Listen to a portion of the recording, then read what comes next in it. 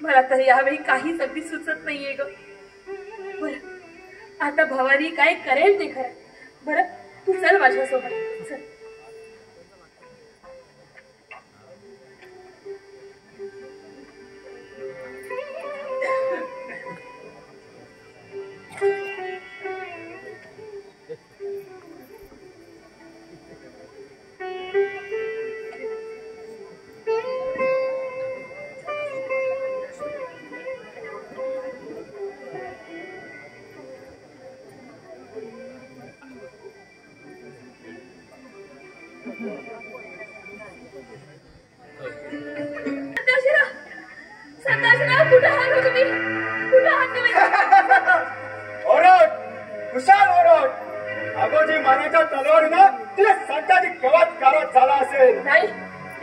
शक्य नाही. त्यांच्या पुढे असे 56 नागोजी माने जरी आले तर चुटकी सरशी त्यांची ते वासाला लावतील. बसकरी गमे समाजा अजून त्या पिठाडवर राहण्याचा तुझा वेगळा हट्ट कायम आहे. हा आणखी काही वेळ त्याच्या सानिध्यात राहिलीस तर उपाशी माय भाई येईल तुझ्यावर. माझा जीव गेला तरी 72. पण मी संताजी रावांची साथ हा जन्म तरी सोडणार नाही. तर तुझ्यासारख्या कमती कारस्थानी कोल्ह्याच्या कारवाईमुळे हा संताजीरावांना असं देशोधडीला लागावं लागलाय. एकूण माझा सामान तुला पटलं तर मग मुकाटपणे मला रुकार देऊन तुझ्या जिंदगीचा कायापालट कर. नाही, तोंड सांभाळून बोल. मराठी मुली आपल्या शिलाचा सौदा कधी करत नाही. प्रसंगी मृत्यूला मिठी मारतील तेव्हा तोंड सांभाळून बातचीत कर. अशा आतापर्यंत कैक वर्गांना माझ्या कानावर आढळला असतील, पण त्याचा परिणाम त्या छाताड्यावर कधीच झाला नाही. कमळचा त्या पिसाचा काही जण उलट आहे. असं एक पाऊल जर पुढे टाक, तुझे उलट काढून सुलट करून त्या झाडावर टांगते आणि महाराष्ट्राला तुझ्या लांछनातून मुक्त करते. कमळचा ही कोमलकळी हळूवार हाताने हाताळवी अशी माझ्या मनाची आकांक्षा होती, पण तू मुलखाची हत्ती पडलीस. काही कळ्या काट्यांच्या जोरावर हात लावणाऱ्याला रक्तबंबाळ करतात, पण सराईत हात काट्यांना डावलो तरी अलगद फुटतात आणि मन मारेल तशी पुस्करतात, चुरगून फेकून देतात. तुला भर चौकात उभं करून 100 कोणे मारावेत आणि एक मोजावा असे 1000 कोणे जरी मारले ना तर ते कमीच होतील. अरे तुझ्या मुलीसारखी मी आणि माझ्यावर तुझी वाकडी नजर वागत्या वृत्तीने कोणावर वळवावी हा ज्याच्या त्याच्या खुशीचा सवाल आहे. चल तुला सोन्यासारखा वेळ घालवू नकोस. नागोजी मानेच्या तलवारीनं ते संताईत थंडा झाला असेल, तो फिरून मला इथं भेटायला येईल आणि सगळ्या रंगाचा बेरंग होईल. अरे ते पहा, पोला फुलालाच गाठ पडली म्हणायची. नागोजी माने इकडेच येत आहे. मर मेल्या खोल आपल्या कर्माची फळं. असं वारानं पिसा जा बोलते मला काचा कोळा फोड वाटलाय तुला. आता या कणकर हाताचा विळका घालून तुझी राग जिरवतो.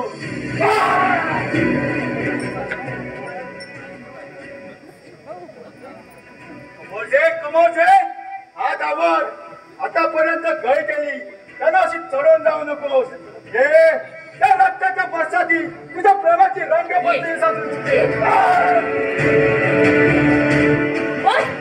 मर मेल्या कुत्र्याच्या मौतीने तडफडून मर. तुझ्या मरणानं या महाराष्ट्रातलं फितुरीचं अरिष्ट तरी नष्ट होईल. चला आता अधिक वेळ दवडता कामाने अगोदर संताजीरावांना सावध करायला हवं. नाहीतर त्या कसाब करण्याच्या त्यांच्यावर काहीतरी बाका बघता आल्याशिवाय राहणार नाही.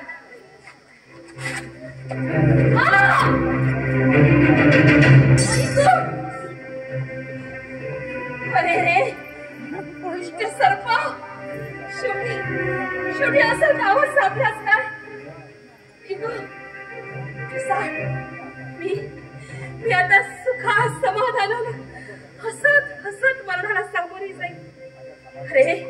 अरे माझ्या समाधीवर एखादा चिरा नाहीतर पडके तरी पेटेल, पण तू तुझ्या कृतीनं रवरा चढ पडशील.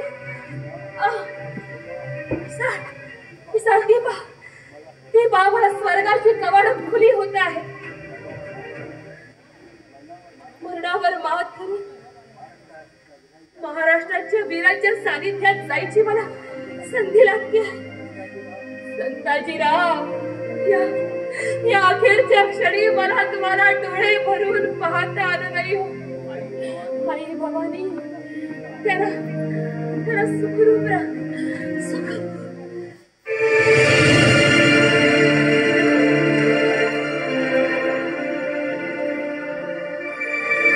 कुत्त्याचा झाडा घ्यायला या कृष्णा कोयनेच्या संगमाजवळ का आलास? अरे परकीयांनी जितकी या मराठी मुलकाची हानी केली नसेल तितकी तुम्ही स्वर्गीय पितुळाने केली आहात. कमरचा मागी पोळी मरणाची इतकी का घाई लागली होती तुला? तुझ्या संगे मी कितीही कल्पना उराशेही या उराच्या कवटाळल्या होत्या, त्याची कधीही कुणालाही कल्पना न होत्या. कमळचा ज्या धीरोदार्थ तू मरणाने मेली त्या मरणाचे मोल मातीक मोड्याच्या मोलानेही मोजले जाणार नाही. कारण मी जर आसू धाडली तर तुझ्या सुरात मला असंख्य वेदना होतील. शंभू महादेवा, हा एकच मायेचा पाश होता, तोही तू आज तोडला. आता निर्भेदपणे मी तुझी सेवा करायला मोकळा झालो. शिवप्रभू, तुमचा हा दास आजपासून ईष्ट सेवा करायला चालला आहे.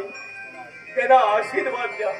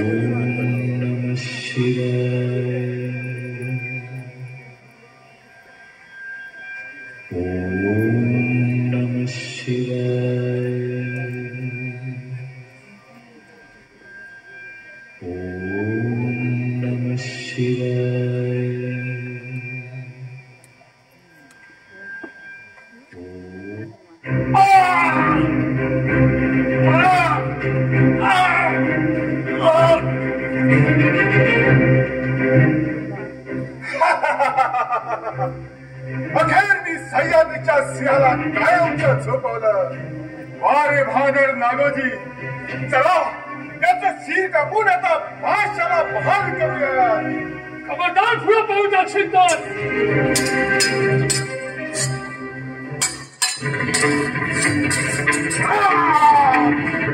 वर्षाजी, हेमाजी, या नागाला पकडा. उद्याच्या दरबारात त्याचा फैसला होईल. घेऊन चला याला. सरताजी,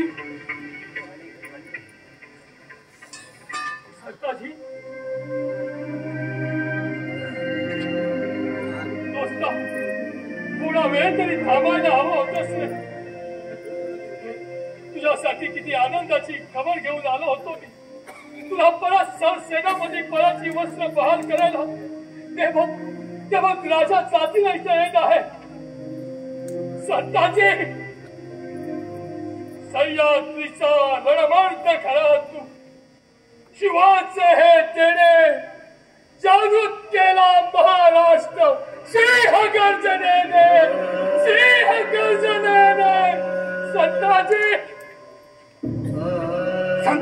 संताजी, दोस्ताचे ऋण फेडायला केलेल्या कर्माचं प्रायश्चित घेऊन पावन व्हायचा आलो तुम्ही. पण